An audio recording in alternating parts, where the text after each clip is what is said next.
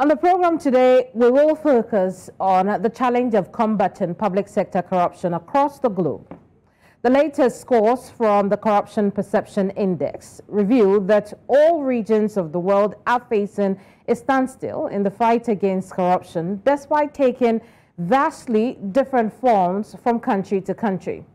The Corruption Perception Index is the most widely used global corruption ranking in the world, measuring the perception of corruption in each country's public sector, according to experts and business people.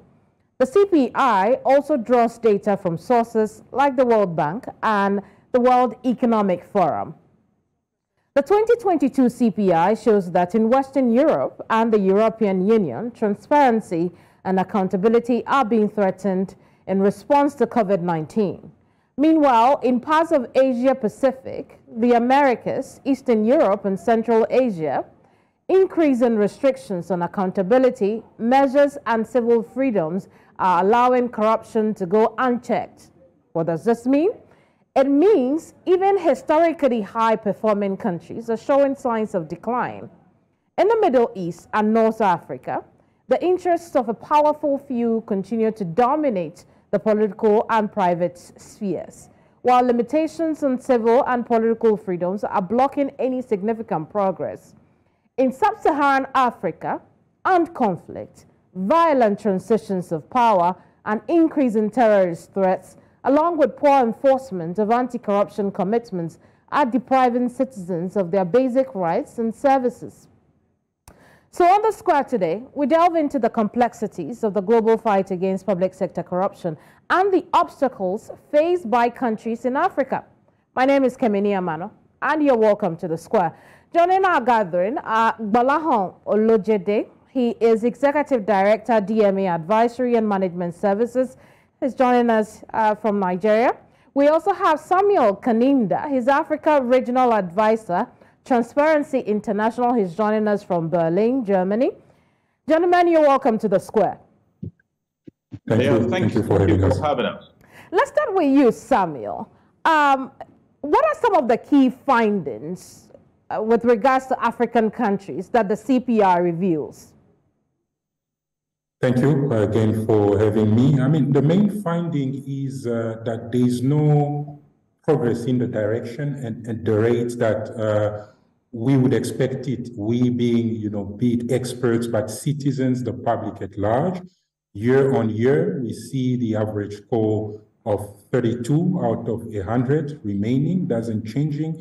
If it changes, it's very insignificantly from 33 to 32. But also, while one observes some strides in some countries, I mean, we have the Seychelles still leading in the region, followed by Botswana and Cabo Verde. The majority of countries on the continent are not really getting out of what we call the red zone, which is below the score of 50 out of 100.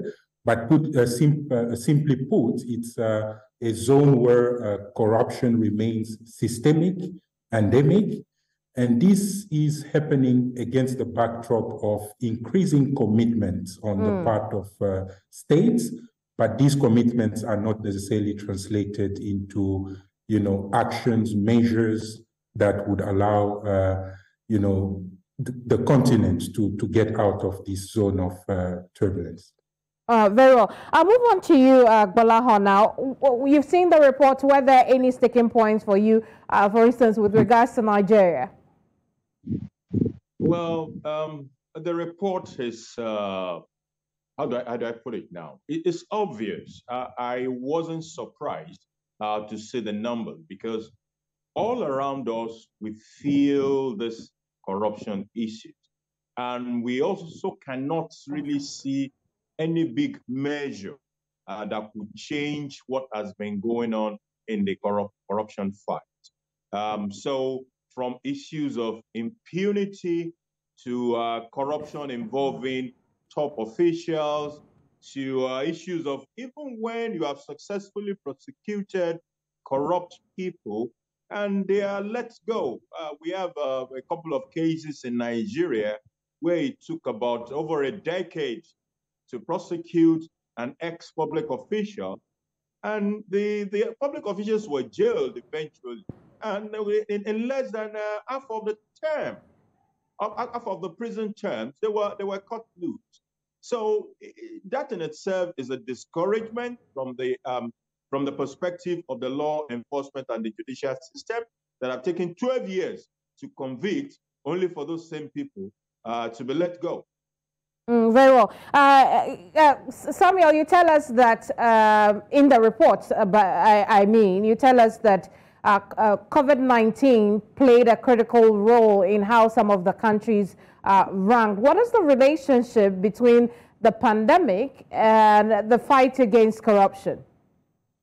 Well, we would know that during the pandemic, firstly, it took the world by surprise, so the continent included, but governments had to respond quickly to put in place measures to respond to the pandemic itself, but there's also the corollary effect of on the economies of the countries. And many of the countries now are on recovery mode. So on the one hand, it was just the idea that because of, measures to fight, to respond to the pandemic, it was not possible for many civil society organizations and any citizen who would wish to have more information on the resources, the management of resources that were availed for the response to the pandemic, how is it being expended, and just to have some transparency on services that were procured, the goods that were procured. So it is those public freedoms that were suppressed in a way or heavily restricted. And on the other hand is also the fact that in the response in this post-pandemic period, governments have availed either their own resources, but also those from partners like that of the International Monetary Fund. And there's very little information available and also on how those resources are being managed. So it is from those perspectives that we were able to establish that the period of the pandemic and now this post-pandemic recovery period have also led to the lack of progress we are seeing, if not even exacerbating a situation that was already described even by my co-speaker. Very well. Gbolahan, despite your position earlier, the Minister of Information for Nigeria has said that they are doing a lot to fight corruption in the country. He cited the management of repatriation of Abacha funds into the country and how they have managed to deal with that. He also says that, and by he, I mean Lai Mohammed, has also said that they do not answer to international organizations like Transparency International. But most importantly, he made mention of the fact that they may be doing things that Transparency International does not know or is unaware of. What do you think about that positioning? Well, there are some steps that have been taken. For example, I remember in recent weeks, we had a revision to the whistleblower legislation here in Nigeria, which is meant to bring some more action in the corruption fight to the space. So we also have certain other legislation that should support, even the Electoral Act. The changes to the Electoral Act are also going to help to fight certain level of corruption within the electoral process, as well as some other initiatives. So there are indeed some steps that are being taken. How effective, how pervasive are these steps in changing a systemic problem is what we are yet to see. What we are facing is a systemic issue. And I'm just even hoping that at some point, Transparency International and another agency will start to also look at the handshake of what is going on in the public sector with the private sector.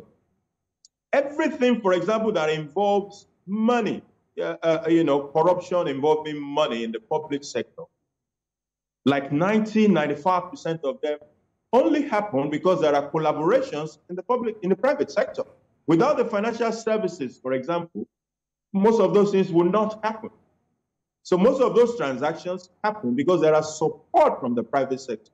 And it is from the private sector anyway that most of our public officials emerge.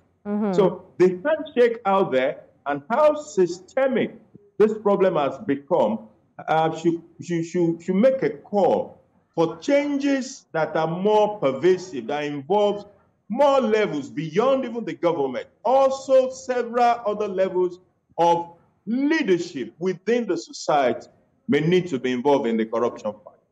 Very well. And that response from the Nigerian government brings us to Samuel, and I want us to talk about the methodology. How did Transparency International collect their information? And is there room for justification for what the Nigerian government has said, in that perhaps the people you are contacting for their perception on corruption fights in some of these countries are unaware of the efforts that countries like Nigeria are putting in place?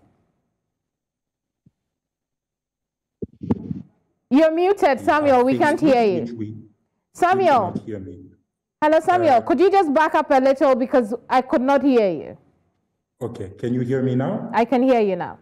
Right. No, I was saying that's a perennial comment that we get to deal with on the parts of many government, especially when the score that the country has is not to their liking.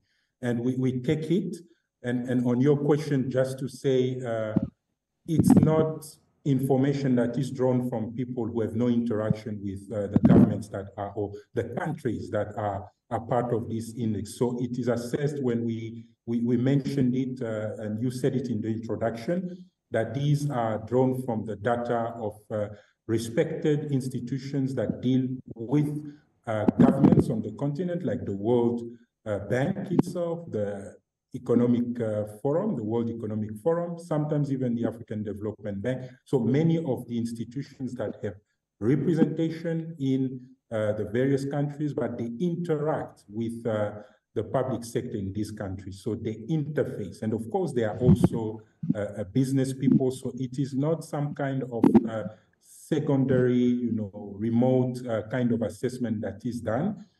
Yes, the CPI itself, the results are an aggregation of all those elements, looking at practices like, bribery, diversion of resources, the extent to which information is available to citizens to be able to, know how resources are expended and how appointments are made in the public sector. So it is those sectors. But of course, we do say that the CPI does not cover every specific angle.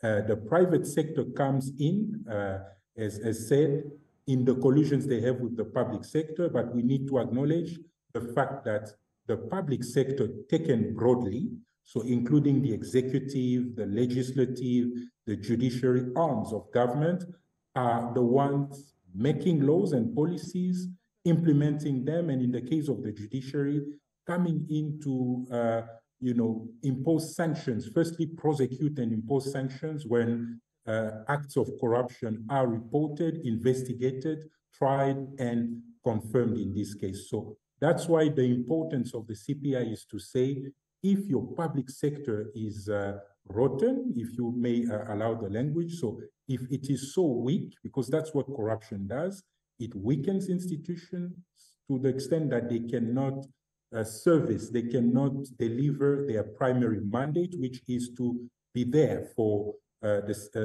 for people, for citizens, from the most vulnerable, and not to be there just to service a few who are in positions of privilege. So very well. The private sector does play a role as well, but it is allowed to perpetuate where the public sector is not really playing its role effectively. Very well. Now, Gbolahan, why do you think that, time in, time out, we come back to this conversation and it appears to be very much the same? There is an improvement, or even if there is an improvement, it's not such a significant improvement as far as the fight against corruption is concerned. What are some of the challenges? What are the obstacles that prevent African governments from addressing corruption and addressing it efficiently? Okay, for me, I will piggyback on some of the comments I already made, the last comment. And this has to do with the systemic nature of corruption. It is so pervasive, it is everywhere, it cuts across all stratum of the society, from the religious bodies to the traditional institutions, to government, to private sector, is endemic. Therefore, a solution that will make a dent on this issue has to also be systemic. So we must approach it. You see, for example, Nigeria could say, oh, I've done whistleblowing legislation, I've improved my electoral process.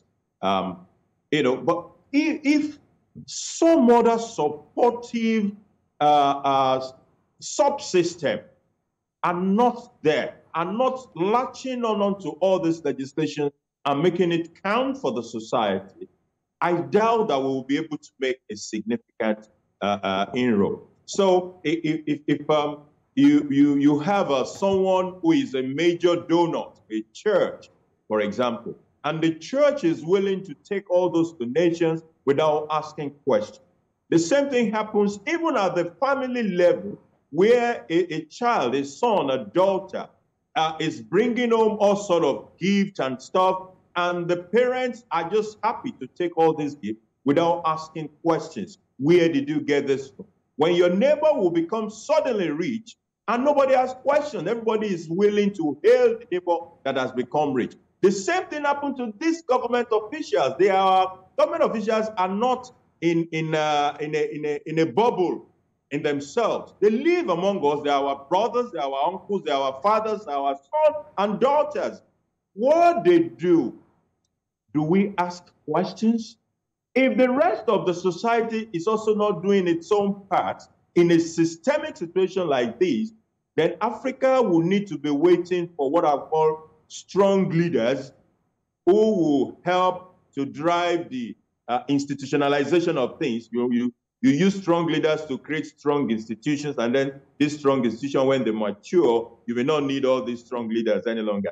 That is a long process. I think something that would drive home the point is if we can actually have participation beyond the level of government is fighting corruption.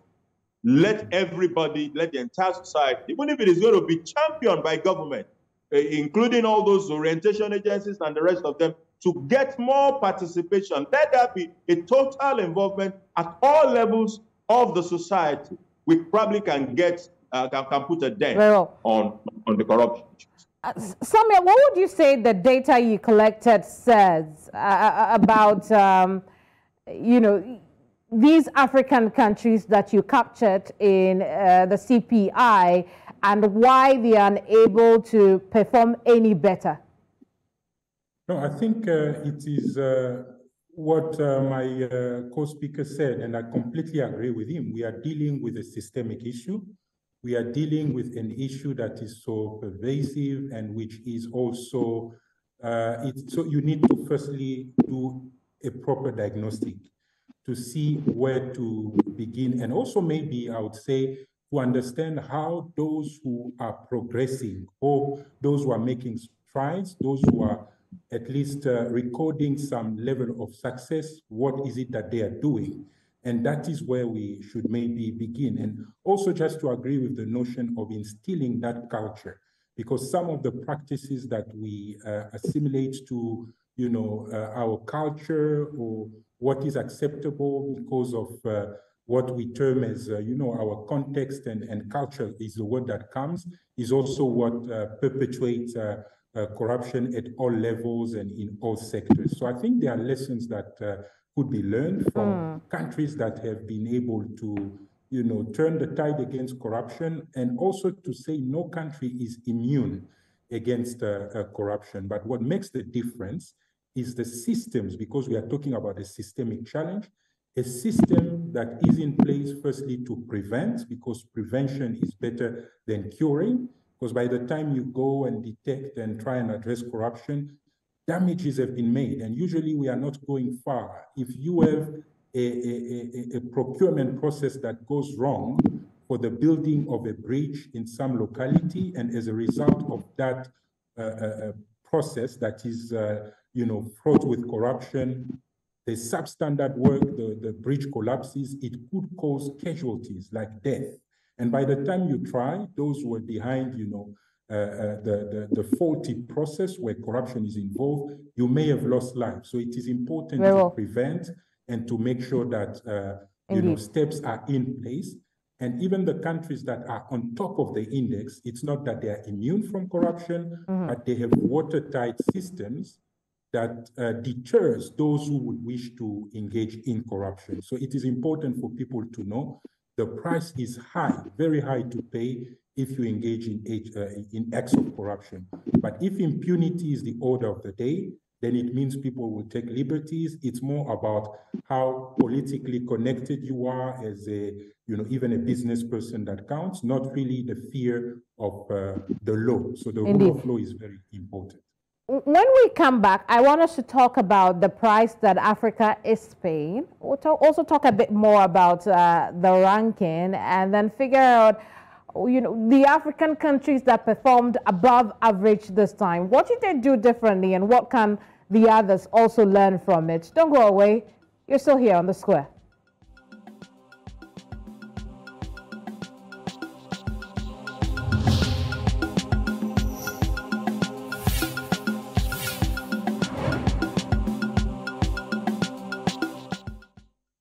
Thanks for staying with us here on Village Square Africa. Today we are discussing corruption, essentially the fight against corruption on the back of the CPI 2022 report. And with me are Gbolahan, Olojede, and Samuel Kaninda. Now, if you're watching us from anywhere around the world, remember that you can engage with us on Twitter as we live tweet events from here in our studio, and with the hashtag VSA. We'll be glad to know what you think about what we've been discussing so far. Let's go right on to our topic of the day. And Gbolahan, I come to you now. When we look at, we live it all the time, the impact of corruption on our lives. And we may sound repetitive, but it's okay to hear it again. How do we see the impact of corruption play out in our lives, in our everyday lives as Africans living in Africa? I would like to quote the current president of Nigeria. In 2015, when he was campaigning to be president, he made a comment, and he said, if we don't kill corruption, corruption will kill us. And that statement encapsulates the impact of corruption around us in Nigeria and in Africa, I dare to say, is really is the same thing you see all over the place. If you will remember, I can make a particular reference to Nigeria now. We had a case in Lagos where a building collapsed, and about 60 people lost their lives in that building. In the building collapse, everything that could be wrong, everything that smelled of corruption was right there. The approval process, the stoppage of work, the commencement of work, everything that could be wrong was wrong. And who paid the price at the end of the day? 60 souls of Nigerians went like. There have been other situations. We've lost over 200 in certain instances of lives because of corruption. People did not do what they are supposed to do, or they accepted certain gratification and compromise things, issues of nepotism, and you can just go on and on. So it impoverished the people. It further fuels more, it fuels even further corruption. When people see that the people who are corrupt, they get away with it, nothing happens to them, it fuels further corruption. So it's just a vicious cycle we have found ourselves in Africa, and the cost in terms of impoverishing the people, in terms of the poor infrastructure where a lot of infrastructure contracts that have been awarded are not done, and nobody gets punished for that. Or where infrastructure that could have been for 5 states were not even enough for 1 state because of bloated prices in the course of the procurement process. So it's a whole lot. If we don't kill corruption, corruption will kill Africa. Very well, Samuel, I come to you now. One of the things that the report noted was the fact that there is also what are called transnational corruption perpetuated by those high-ranking countries in low-ranking countries. Now, talk to us about what this means and really what can we do about the situation? Well, this alludes to the fact that we have billions, and this is according to UNECA, the United Nations Economic Community for Africa, reports by the African Union High-Level Panel that Africa loses billions, and it's in the 80s or 90s. The figures keep on changing because these are only conservative estimates. And if you look at those amounts, they are more than the overall amount that Africa as a whole receives for official development assistance. So it means if we're able to close those loops of funds that are leaving, the continent illicitly, and Nigeria accounts for a sizable share of these flows of money, we could resolve many of our development issues. And what we are saying is, because of some permissive, I would say, laws in some jurisdictions found in countries that are even faring well on the CPI, those who are taking away, even stealing, these resources are able to snatch them and enjoy them away from the public eye where the suffering is taking place home in some of these jurisdictions where they can, enjoy it away, again, as I said, and also in banks that are able to allow that kind of secrecy and also using shell companies. So what we are saying is, even in countries that are faring well, while corruption doesn't manifest itself like, on the continent of Africa and in some other parts of the developing world, there are also systemic issues that need to be addressed, structural issues to make sure that we do not end up having a part of the world that addresses, maybe that controls the public sector type of corruption that we are talking about, which is bribery, diversion of resources meant for public expenditure, to be able to be the safe havens for these monies. And you even referred to the Abacha loots. Those are funds that were, expatriated to some jurisdictions that, one would not suspect. So based on the explanation you have given, I'm asking, what should these countries who are considered clean be doing to ensure that their corruption does not find its way to, the African countries? There are international instruments, and it's important to close the loops, because what has even delayed the process of repatriating some of the funds in the case of Nigeria is, our challenges with, mutual cooperation between states and some of the conditions that the states where the monies were for them to be repatriated were imposing. And some of them, we should say, are for legitimate and good reasons, to make sure that those resources, when they get repatriated, they will not get stolen again.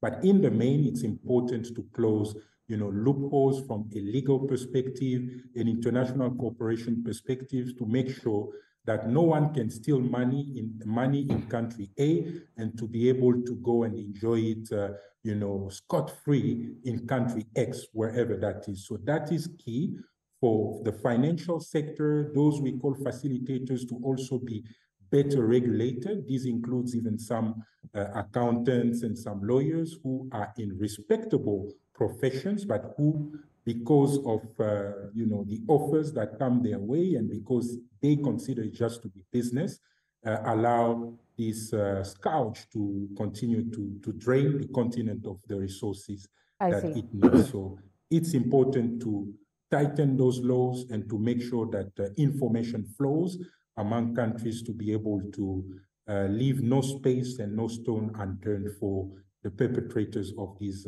illicit flows.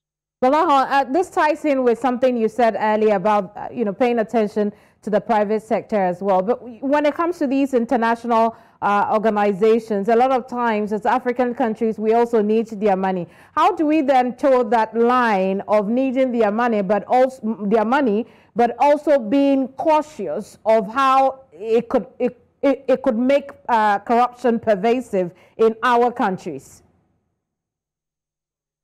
Quite get that question. Can you recap?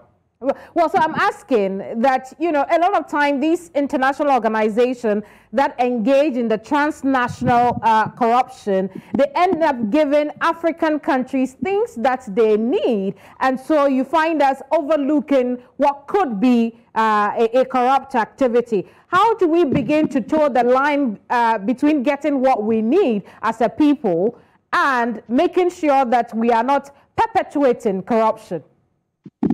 It will start from the level of leadership, because all this engagement that we're talking about do happen at the level of leadership. The presidents across Africa, they have to be able to put their feet down on what is acceptable, what is not acceptable.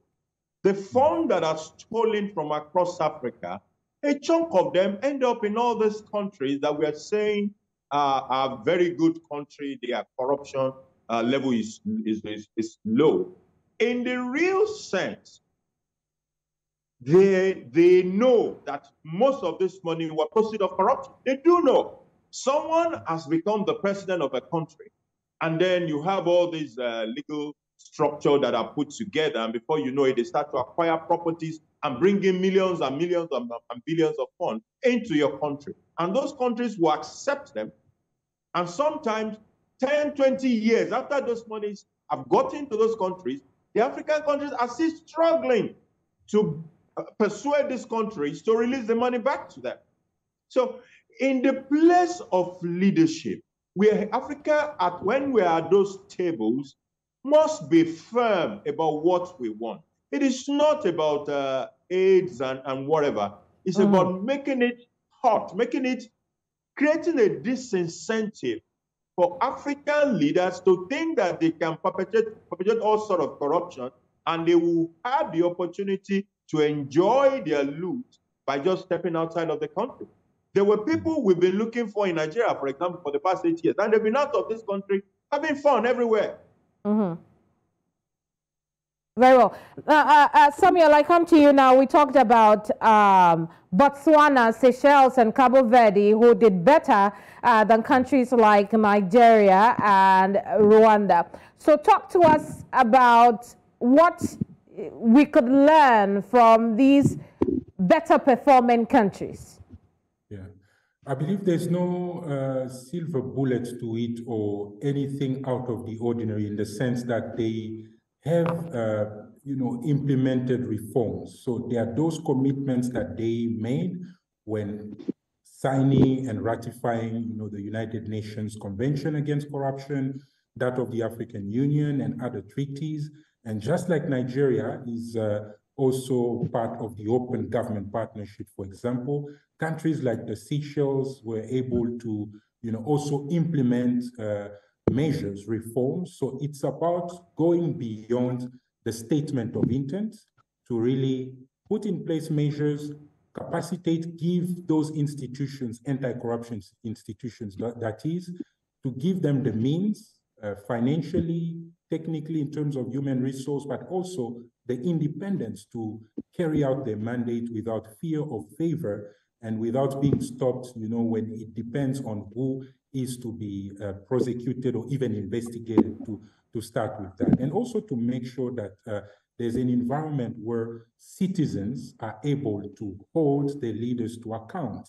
Because if public freedoms are, restrained, and when we observe that there is civic space that is shrinking, that becomes an issue. And Mr. Olojede talked about the Whistleblower Protection Act, in Nigeria, or even legislation that enables access to information. It is one thing to have a law in place, to have an institution in place. It is another to have that law effectively enforced and to have those institutions being effective in carrying out their mandate. So there's also what we observe, which is political interference. And so it's a number of measures that we've seen these countries having robust democratic processes, going beyond lip service to really allowing their commitments to find expression in a way that citizens can attest to. Because at the end of the day, what we publish are pieces of research, but you speak to citizens on the street, they face corruption on a day-to-day basis. You know?